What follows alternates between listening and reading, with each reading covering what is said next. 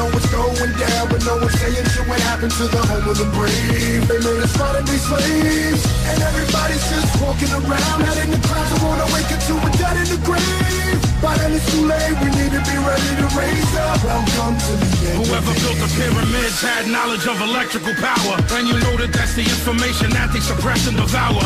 Who you think the motherfuckers that crashed in the tower?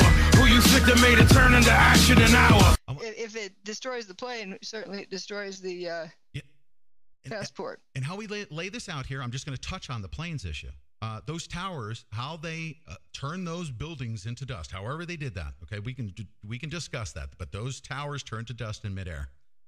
They actually scripted the story by taking planes, whether they be droned, whether they be driven by Al Qaeda, whether they be trained by so and so, however, whether it be a projection, the planes had to hit the building and blow up in order to give the human mind the perception that that's what's going to cause these towers to turn to dust in midair.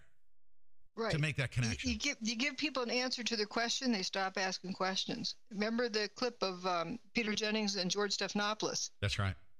George heard the buildings fell down, the ground were pulverized and evaporated, so he repeated it. Or the steel-toed boots were melting, without realizing that people's feet inside the boots weren't melting. That's right. But people, in an emergency situation, it's just human nature. You run with the best story you have. It's like a field full of deer. If one of them spooked and is running, you're not going to stop and ask questions. You're going to run too. And so people tend to jump, like, the police yell, "Get down on the ground." You get down on the ground. You don't say, "Excuse me, why, sir?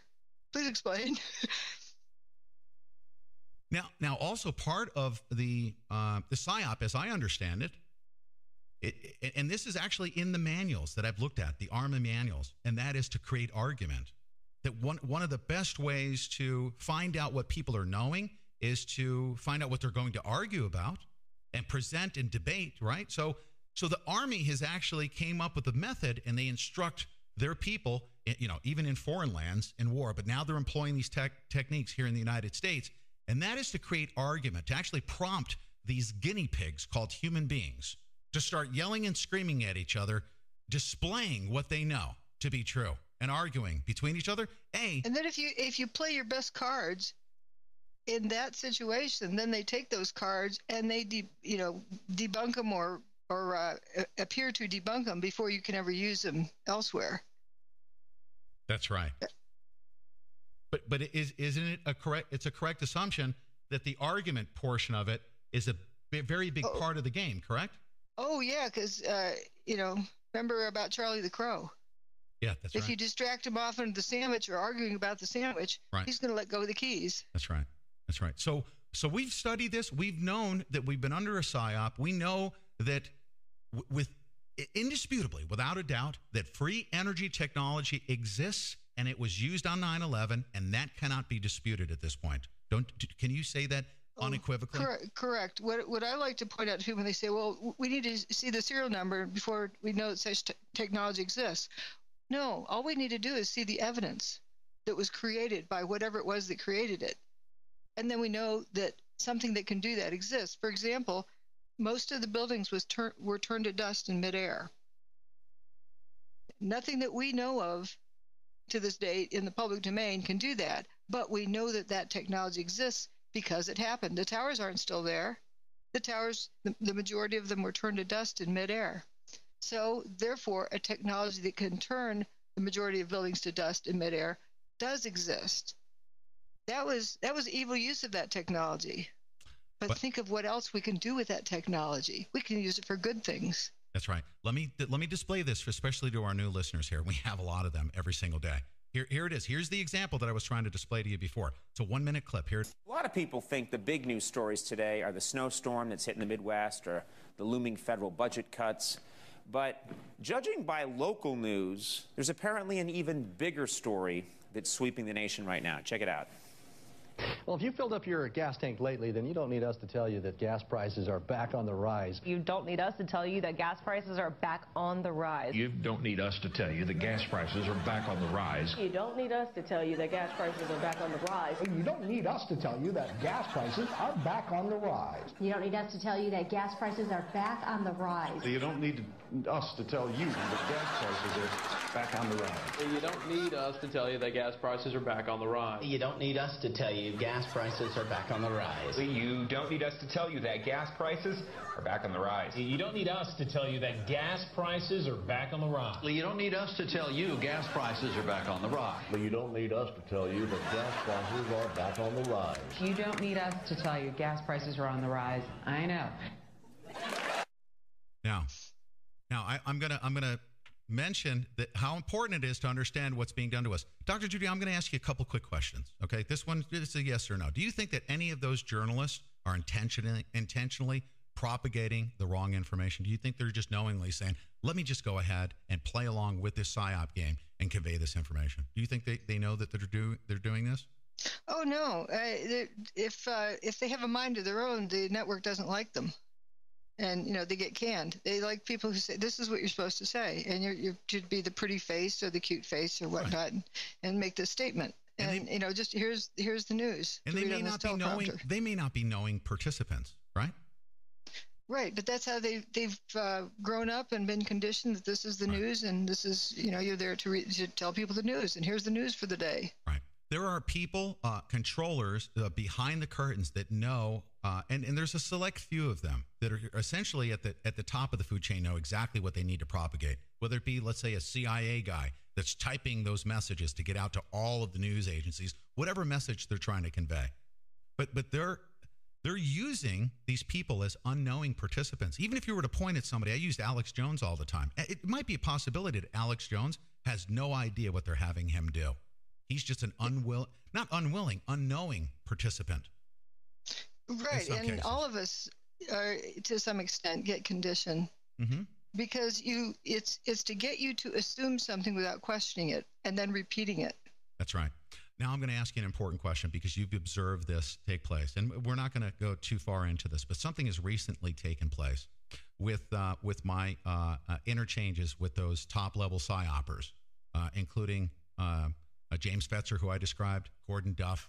These guys are some of the greatest psyops on the planet Earth. Okay, do you think that there's a possibility, because of the sensitive topics that we're bringing up here on the Pete Santilli Show, and that we are quote unquote over the target, and they sense that we are on to this free energy technology thing, that they will employ every single tactic, including using people like Danny Romero, to pick up the phone after they've exterminated Pete Santilli and get in Suzanne Posel's head and make her think like she's going to become a self-important person, and it's okay for her to throw Susanna Cole under the bus at all costs and use Suzanne Posel as a pawn in the scheme to manipulate the minds of our listenership? Do you think that's a possibility? Oh, very, very, very true. And it's also to put a lot of gobbledygook around people and to smear it. As much as they can smear people's reputations, because then it would look like, it's all about infighting. Well, infighting requires folks to be on the same team with the same objective. And if somebody's talking about something other than the evidence, they're not on the same team. You think there's a possibility that that somebody like Suzanne Posel from Occupy Corporatism may be just an unknowing pawn in the scheme for them to accomplish their goal to quash this information? It's more likely than not, because if you get too many people in the know, somebody's going to talk. Yep. So it's this careful way of orchestrating things. And I started noticing this early on, how ideas get planted. What they do is test to see what's going to take hold. Like, for example, right after I came out with all this, started pushing this evidence forward, Morgan Reynolds and I resigned from Jim Fetzer's group in mid-August 2006, August 17th to be exact. And then we started doing some real damage, putting out this evidence. And Morgan got me invited to the National Press Club, and also got me invited to, from there I went on to Ambrose Lane's show, and he was really getting me out there and this information. And then also went to Seattle. And at that point, they needed to get this back under control, get the horse back in the barn. And Stephen Jones then gave a presentation in the beginning of November. And this was the first time that term space beams was used. But in that, you could see he was trying out what worked with the audience. He would hold his hand up and suggest something came from above and say it was lasers, masers, or something like that, to get a feel from the audience, the live audience, to see what would take hold. And with that suggestion, then people from the audience started repeating things. Right. And then it would be encouraged. So these people then came to believe that that's what Judy Woods was talking about. And I noticed the misspelled name. Right. That's exactly right. Now, I do need to just touch on this and then move on. We're going to move on. And you're not, I mean, anybody can address a question to me. I will answer it. Right. In most cases. But none of those people in the audience realized that they were being psyoped. They don't. And that's why I'm bringing this up. The only reason why I'm bringing this up, ladies and gentlemen, is because I'm not impacted any way, shape, or I mean, I am impacted. It's just very, very sad to see that they will use every tactic, including what this person did was to try to destroy everyone around me. You'll notice that they, even if she unknowingly did this, she's been coached by Connie Barry Mack, okay? Literally coached behind the scenes by a guy who is a known advocate of communist Russia and RT. He tried to convince me that RT they were part of the good plan to bring information to the public, and we needed to join the resistance. But you also can identify the same phrases that are being repeated. Exactly. And the phrases that are being repeated, for instance, and this is where I knew something was up, because I was so disappointed that somebody so close to me had been compromised like that. But I knew what was up when she said back in October or November last year, she didn't want me to be so obsessed with the 9/11 evidence and Dr. Judy. And since then, our relationship hadn't been the same, although we were still close working together. And she said recently, unfortunately, that she actually used you. She said that you were controlling us from behind the scenes. And I said, I know what's going on here. Because that was actually probably 80-90% of it was absolutely false of what was being presented. But when she brought that up, and then I realized that Danny Romero spent 3 hours in her head. Even Danny Romero may be an unwilling participant as well of the system through Gordon Duff and all these. I think almost everyone is, and they get kind of brainwashed and psyoped. I've seen supporters of mine get affected, and the wrong stuff getting, with however it's done. Right. Yeah. But it's so important to get back to looking at what do you know that you know that you know. That's right. And one of the reasons why we're doing this session right here is we will not be deterred. There is 100% certainty that somebody has been compromised within our camp. There's no doubt about it. It's already been exhibited.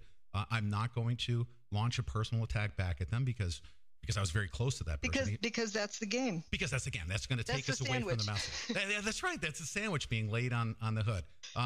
My apologies, especially to the people that I love the most, like No Messiah, Ashley, and especially Susanna Cole, that she has literally had her in tears. But guess what, ladies and gentlemen? Why does this impact you? And why am I bringing this up right now? I didn't want to bring it up. I'm being forced to at this point. But guess what? It's what they use to deter things. I feel like I owe you an apology, but I shouldn't apologize for bringing out the truth and for your bringing out the truth. This is just what is used to deter people. That's right. And that's why it's important that I mention this, especially having you online, because you know what's happening here. How many times has this happened to you? Something like this? Just go Google, do a web search on my name, and you get plenty of trash. We've had people you have to wonder, why do people spend their time that way instead of solving the problems? I mean, the world's about to come to an end, or the country's really in deep doo-doo. That's right. Why spend time on throwing boogers and spitwads at somebody and having food fights? We have a problem to solve. Was Ace Baker thrown at you? Was he what? Was he thrown at you as a deterrent? Oh, yeah. As a distraction? Oh, yeah. He never smelled right from the beginning. He's just some goomba like Stu Webb, a former, just to cozy up to you. That's meat and potatoes guy. Yeah, meat and potatoes. He appears to be a patriot, very, very dedicated to the cause, and he's uneducated, just dumb as a box of paper clips, and he can be used to fake a death. And right before he fakes his death, he plants in the minds of all the listeners that Dr. Judy Wood lied to him.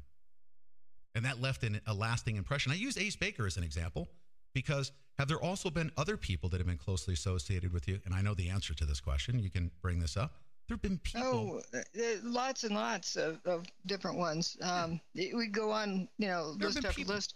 Yeah. And there's also a pattern that starts emerging that people tend to show up at the most interesting times. Like right after one, kind of gets outed, right. Another one just appears. Right.